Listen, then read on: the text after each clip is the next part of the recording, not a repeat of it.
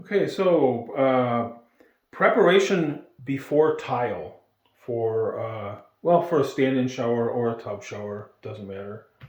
Any place that gets a lot of water. What I do is I use a product called Red Guard. Um, this is it here. This is what is it, a couple gallons. This is 3.5 gallon container, but it does come in smaller containers. This stuff's expensive. This container is about probably around $160, $170. Um, and what I'm able to do with basically a full container is 4 tub showers. All right, so 4 of these. This house has 2, and then another house I did like this had 2. So now the bucket is finished. So it does 4 tub showers, and the instructions say to put on like 2 coats, but I put on 3 coats. I put on with a roller. It's the easiest way to do it. You just use a disposable roller. Although you can rinse the roller out because this is a latex, water soluble based product. Anyway, and then if I do a stand-in shower, then instead of a tub shower, where the stand-in meaning the tile goes all the way down the floor, and then there's a tile floor. Then I'll do a 4th coat, from about chest height on down, because most water doesn't get up that high. I don't know if it's really necessary, but I feel better. More coats is better.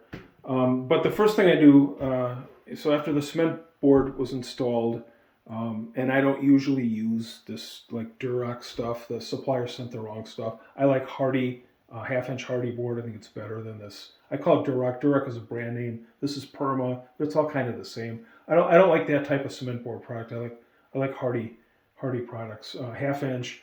But anyway, so what I do is there's a special fiberglass tape. Unfortunately, the label is off of it. This is made for cement board, so it's a fiberglass mesh self-adhesive. It's like a drywall mesh tape, but it's rated for moisture, so it's probably formulated a little differently. It's gray. You can get it at Home Depot. That's where I bought this. And I'll do all the joints, including the inside corners. And then I mix up some thin set, some tile setting thin set, and I'll fill in any gaps in the corners. Maybe they didn't cut the sheets real tight or whatever. So I fill all that in, and then I put the tape over it, and then I go over it with a little thin coat of thin set on top of that, just to hold the tape in place. Do that here, down at the bottom, and then after that I apply the Red Guard. So that way everything is sealed and there's really no place for water penetration. Also, any screw heads that are like really deep, I'll hit them with a little thin set. If the screw heads went in too far. And I also do down here.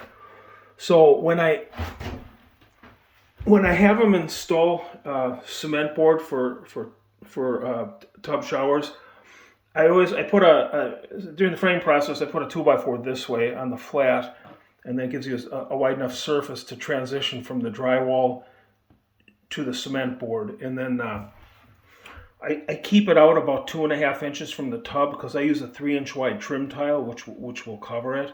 And that way, if water, sometimes water, when you're taking a shower or whatever, you get shower current, or water gets down here. And if you have drywall all the way to the tub, I find that it'll rot out, or it'll create problems after a couple of years. So I just have them put the cement board out a couple inches, and then the tile will actually end up out 3 inches. It'll cover over. Now, these drywallers, by mistake, they taped the joint between the drywall and the cement board. I forgot to tell them, and they kind of do that naturally. I mean, it's just the way they do it.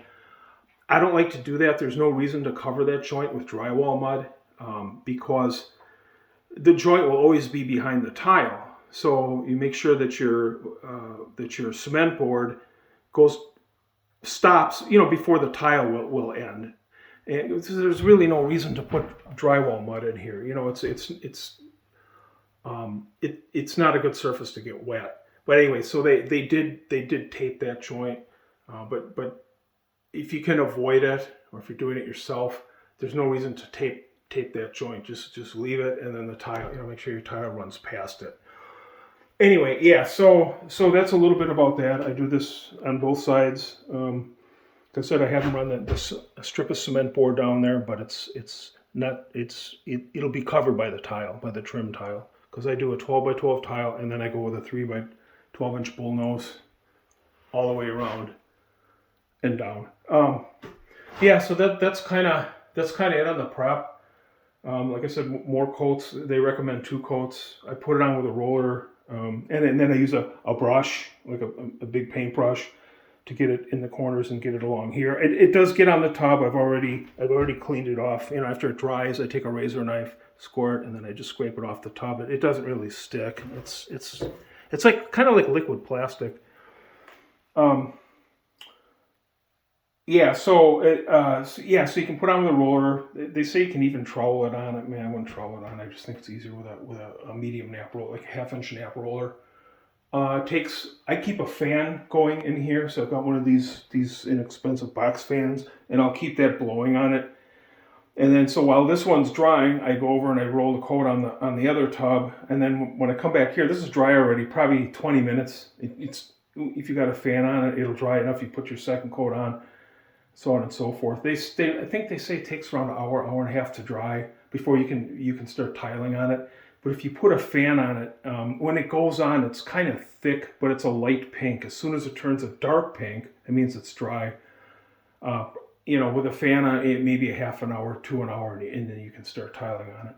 So, I think that's it. That's kind of prep work for. And this would also apply for a stand-in shower. If you're going to do a stand-in shower, you do the same thing. You're going to run your red guard all the way down to the floor. Okay, that's about it. Back to work.